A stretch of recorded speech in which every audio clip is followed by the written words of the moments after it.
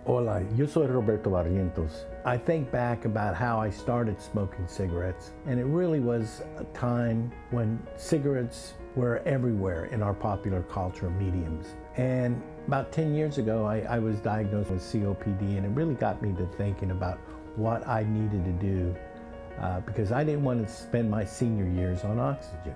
Being in this program has made it very easy for me to quit. What this program helped me do was to find out the myths about smoking.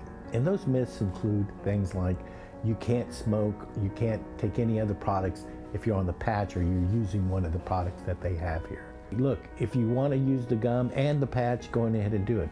And I was never told that before. We always heard that, man, if you smoked a cigarette on the patch, you'd die of a heart attack immediately because you'll get nicotine poisoning. A lot of the myths are still out there about that. They also encouraged me to try anything that I could come up with myself to end the patterns that go along with smoking. Any way that I could do what I needed to do to quit, we do it, we try it. And I think it's been a lot easier for me to quit, and now I've decided that I'm going to quit. You know, this is it. It was very easy for me when I knew that I needed to quit after I started again in March by just going back to chewing gum. I got a lot of encouragement from, my extended circle of friends who knew that I was quitting.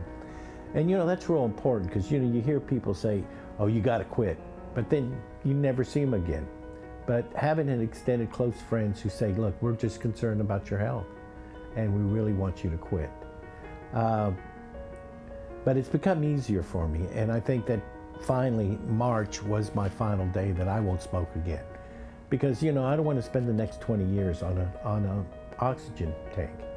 I still think I can do things that, I hope I can have the health and stamina to be able to be still active in the community as I go forward. So that was a major incentive for me to do that. And it's what you want to do for the next 20 years, if you're in your senior citizens or in your 50s, is how active you want to be in and how much you want to be involved in maybe the last 20 years of your life.